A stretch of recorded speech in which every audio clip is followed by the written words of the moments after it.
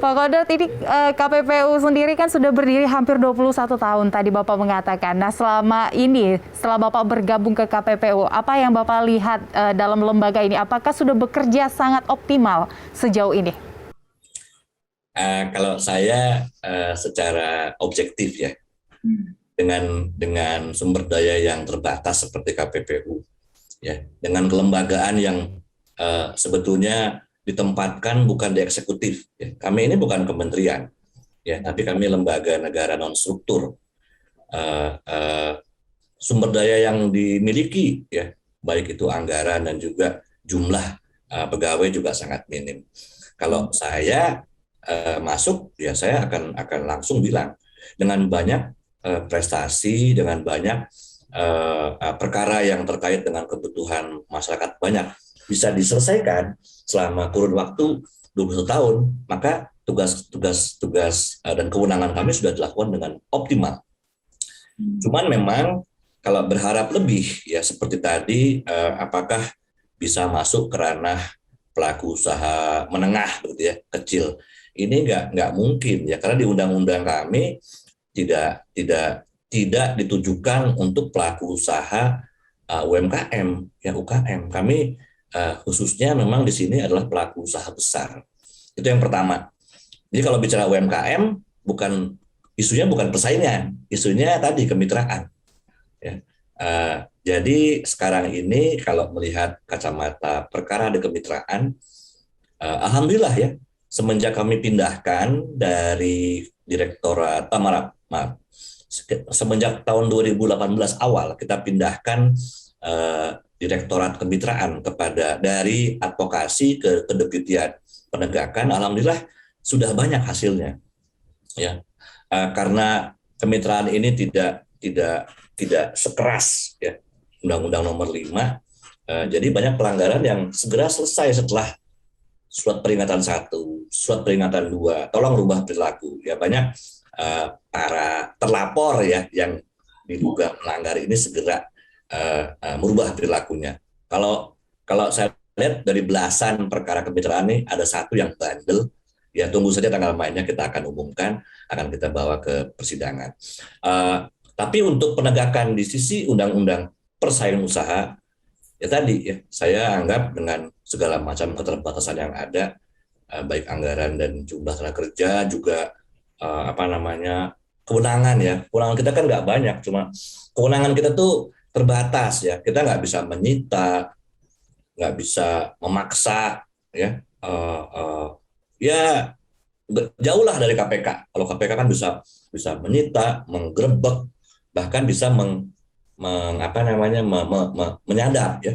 Kalau kita bahkan pernah di satu periode komisioner ikut dengan penyidik PNS melakukan sidak, ya, melakukan penggerebekan, itu dilaporkan kepada ombudsman karena katanya melampaui kewenangannya. Jadi kami sangat berhati-hati ya, kalau memang kita dikondisikan dengan kewenangan dan tugas yang ada sekarang, ya kami memang sadar betul masih banyak ketidakpuasan dari masyarakat.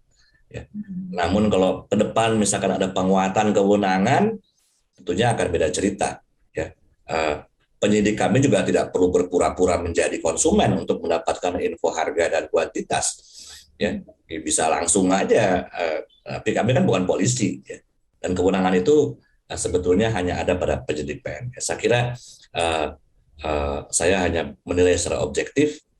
Kami sudah melakukan, KPPU sudah melakukan yang terbaik, ya. Dan banyak perkara-perkara besarnya juga itu sebetulnya sudah dirasakan ya manfaatnya oleh masyarakat, ya seperti SMS yang murah mengakibatkan pulsa juga sampai sekarang menjadi tambah murah, begitu ya.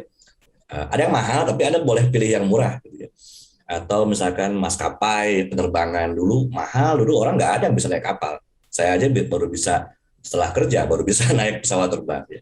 Tapi KPPU bisa membuat semua orang menikmati, ya walaupun ujung-ujungnya sekarang juga tinggal sedikit.